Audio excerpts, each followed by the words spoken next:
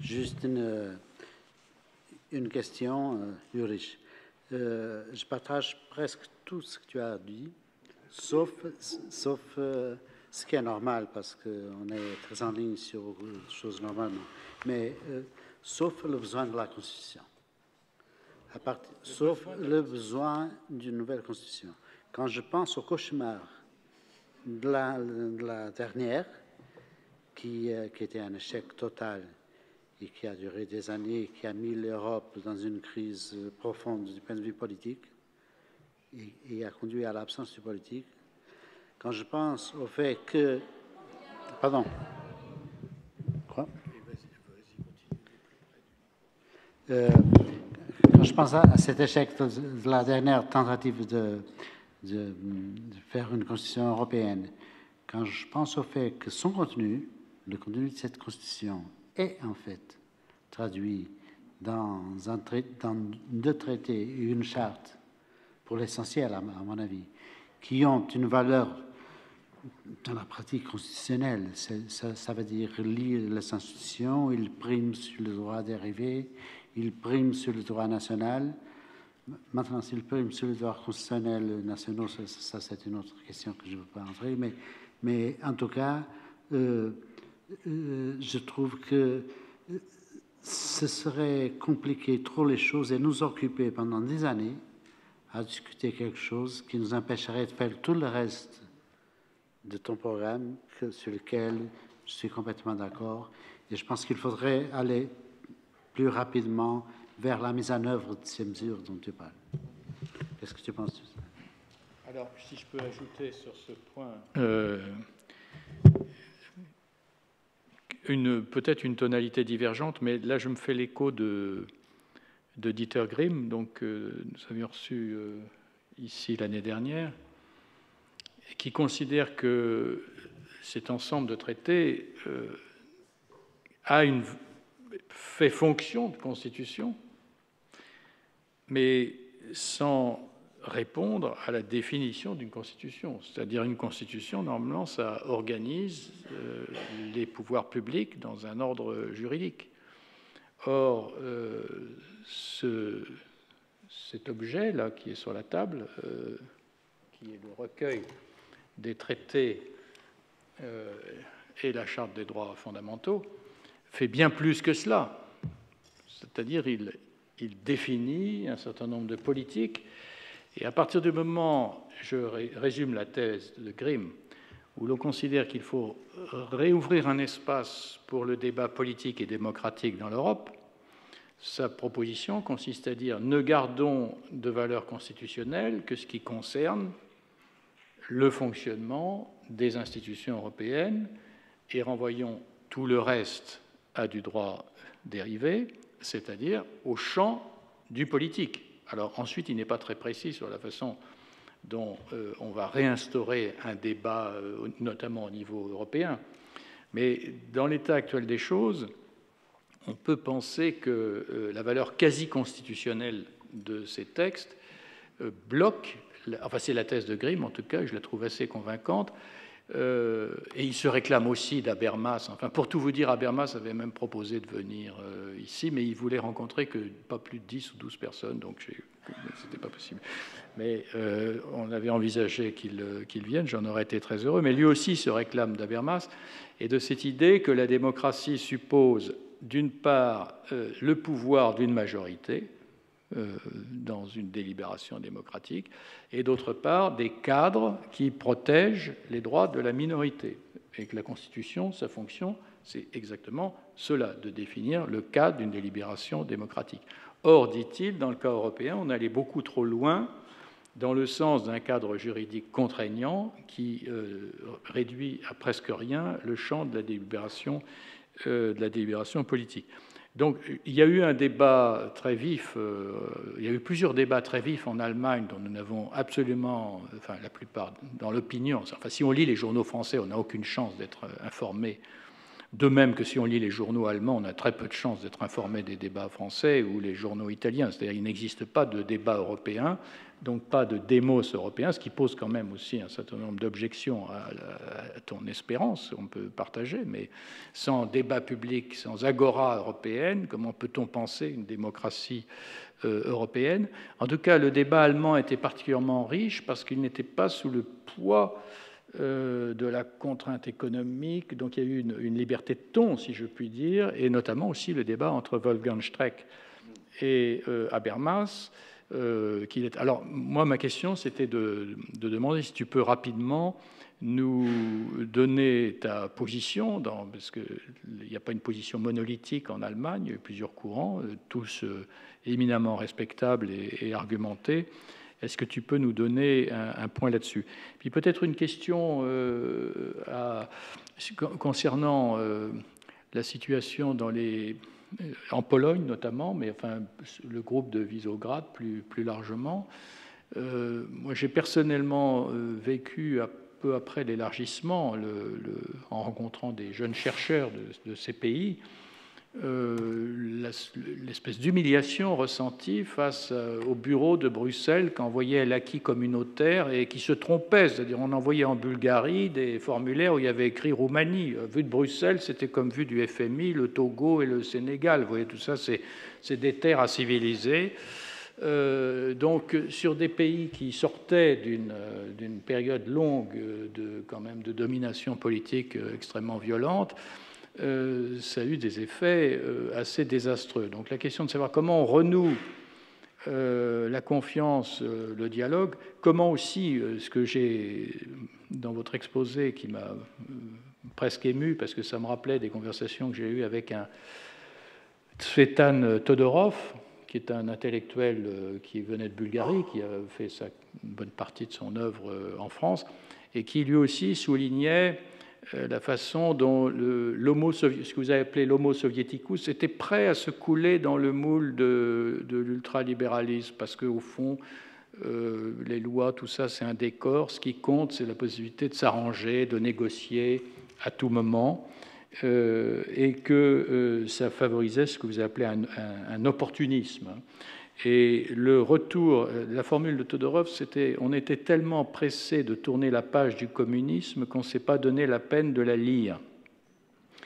Donc, et c'est vrai, en tout cas, dans le cas des universitaires des pays occidentaux, on a tourné la page.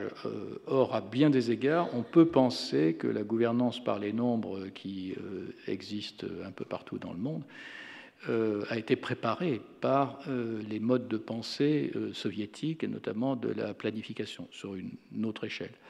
Donc, est-ce que ma question, c'est pour savoir est-ce que vous avez l'impression que ce travail de revisiter sa propre histoire pourrait contribuer à cette réconciliation de la Pologne avec l'Europe occidentale et à sortir de cette victimisation.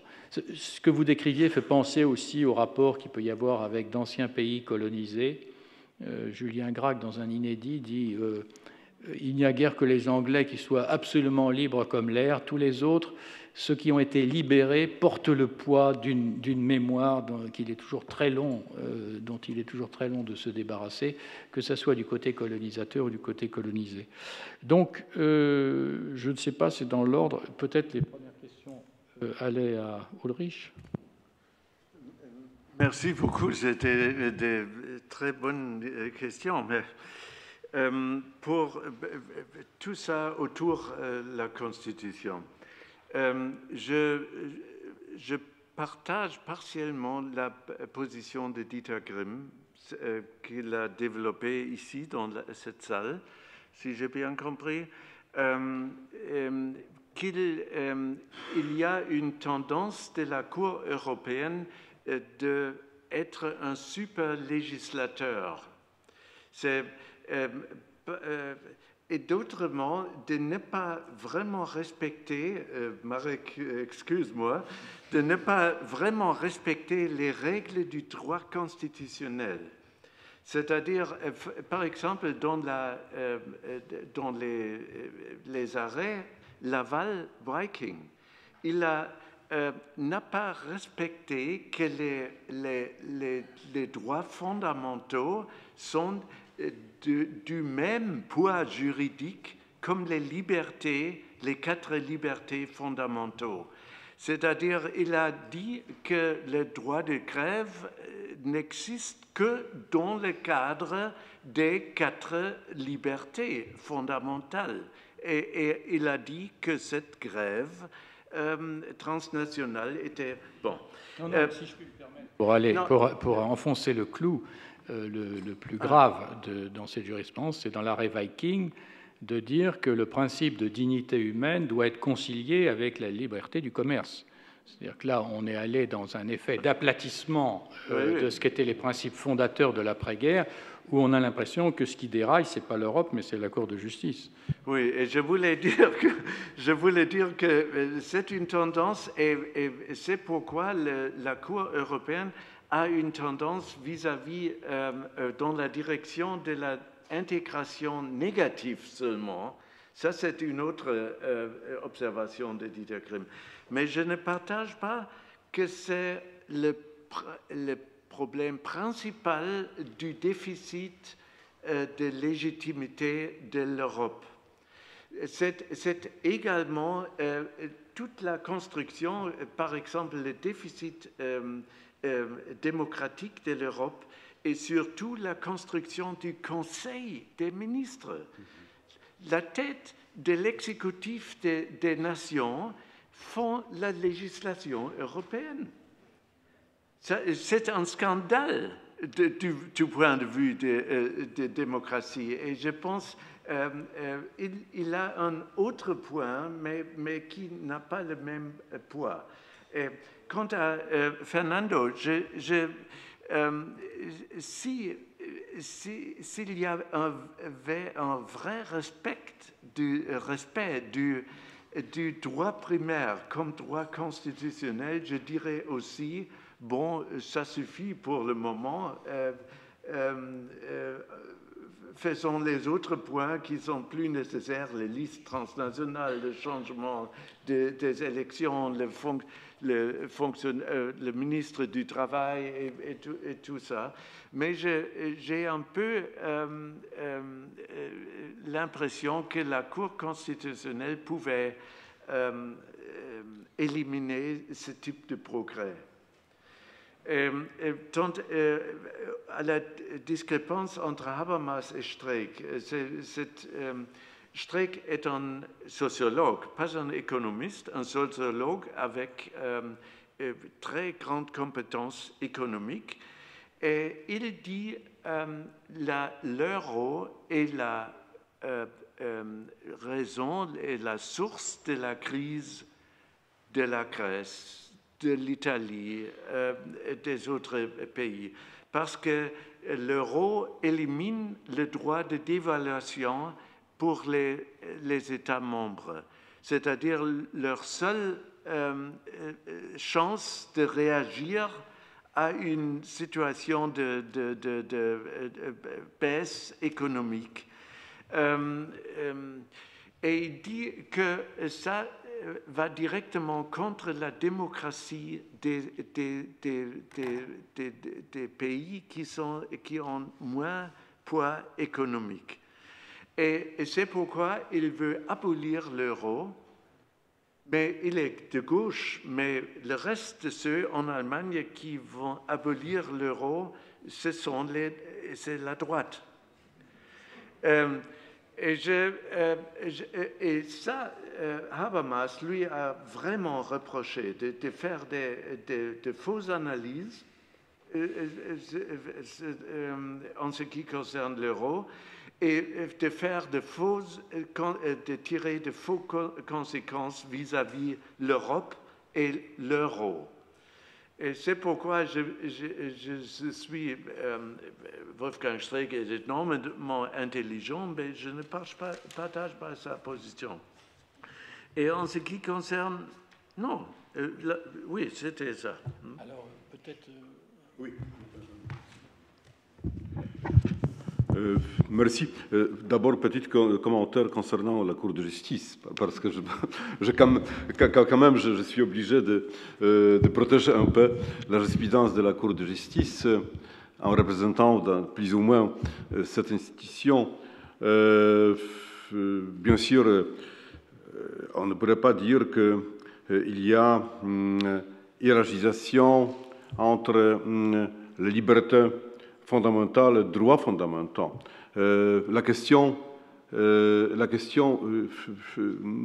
bien sûr, très discutée, on pourrait dire même controverse, dans quelle mesure on pourrait balancer ou comment on pourrait trouver le point de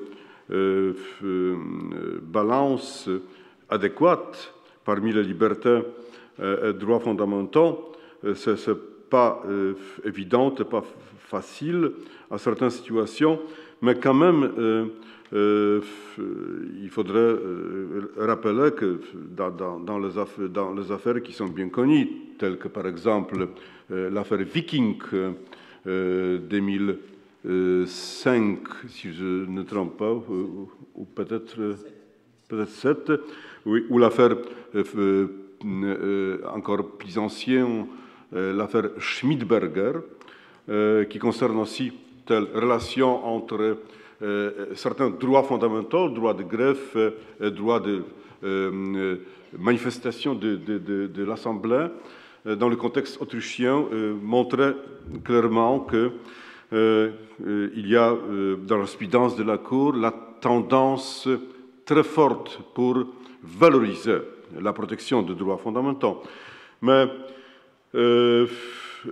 à propos de telle vision de droits sociaux qui, par Ulrich, était souligné en tant que l'idée importante de valorisation de la politique à l'Union. Je suis d'accord, mais n'oublions pas que tel concept qui veut construire à la base de droits fondamentaux les droits sociaux des citoyens européens parce que c'est l'idée, est extrêmement difficile avec l'approche actuelle, malheureusement déterminée par disposition du traité, la charte. Pourquoi? Parce que, malheureusement, pour protéger les droits fondamentaux qui sont inscrits dans la charte, y compris, bien sûr, les principes généraux concernant la protection sociale, il faudrait toujours, dans chaque affaire, trouver certains attachements aux droits européens, aux dispositions des droits européens. Donc, c'est quoi veut dire? Ça veut dire qu'on ne pourrait pas appliquer directement, d'une façon autonome, des droits fondamentaux en tant que tels, en tant que le construct autonome qui est attaché à la citoyenneté automatiquement, mais il faudrait toujours limiter cette sphère d'application à concept ou champ d'application du droit de l'Union. C'est maintenant établi clairement dans la jurisprudence. Je pense que si nous voulons valoriser vraiment la significance de citoyenneté, l'importance de protection des droits fondamentaux, sociaux, il faudrait probablement profondément changer ce concept au futur. C'est nécessaire, peut-être par le biais de changements de certaines dispositions du traité ou de la charte. C'est la vision très courageuse, qui est très importante pour construction de l'Europe future, et peut-être nécessaire. Mais on voit maintenant qu'elle est dommageable, l'absence de la du concept de la Constitution européenne en l'Union européenne. Qu'est-ce que sont les effets négatifs qui ne sont pas facilement remplaçables, même par le traité de Lisbonne, la charte, ce sont les actes de nature constitutionnelle, mais quand même le symbolisme qui pourrait être apporté par la Constitution européenne donnerait une impulsion énorme pour le développement de mécanismes d'intégration. Je pense que, pour répondre à la question, est-ce que nos pays de l'Europe centrale sont capables à l'avenir de se débarrasser de ce passé communiste, de ces expériences, de cette mentalité homo soviéticus? Je suis sûr que oui. C'est visible maintenant, plus en plus, dans la génération nouvelle. N'oublions pas que c'est 30 ans à partir de la chute du communisme. C'est 30 ans, donc c'est tout à fait une nouvelle génération qui maintenant est éduquée dans l'environnement complètement différent, démocratique, européen. Donc, ils pensent heureusement tout à fait différent. Mais ça qui est inquiétant, je voudrais attirer votre attention sur le risque et danger qui découle de ça. C'est tendance vers la réécriture de l'histoire, du passé. Donc, maintenant, imposer encore une fois la vision de l'histoire et du passé qui pourrait même provoquer évoquer les problèmes historiques oubliés qui sont de nature étayer des sentiments de victimisation de la nation. C'est très dangereux. Donc, c'est pourquoi je souligne toujours, je voudrais de faire le message clair de ça, l'éducation qui était aussi le point crucial d'écriture de Beckenfeld sur l'Europe, est le point crucial de création de la solidarité européenne véritable. À la fin de phrase, je pense que ça qui est extrêmement important, je pense que nous sommes obligés de construire la vision de l'Europe positive, la vision positive et constructive. Parce que tous les jours, nous confrontons la vision négative et destructive. D'autre part, il n'y a pas de doute. Il n'y a pas de doute parmi nous que l'Europe, avec ses problèmes, avec ses difficultés, avec ses crises, quand même représente toujours l'espace de succès véritable. Il faudrait rappeler ça. Je pense que c'est quelque chose qui est important du point de vue aussi de message qui doit être donné par les médias publics, par la presse, par la télévision quotidienne, par toutes les méthodes de transmission, de communication, la vision de l'Europe. Merci beaucoup. Merci beaucoup. Alors, malheureusement, notre temps est écoulé, donc nous allons devoir nous séparer parce qu'on respecte vraiment les horloges ici. Mais demain, on pourra, évidemment, comme nous avons abordé là pas mal de questions d'ordre général, je suis sûr qu'il y aura l'occasion d'en reparler dans les discussions de demain. Donc, je vous donne rendez-vous pour ceux qui reviendront demain à 9h15 et nous continuerons notre tour d'Europe. Bonne soirée à tous.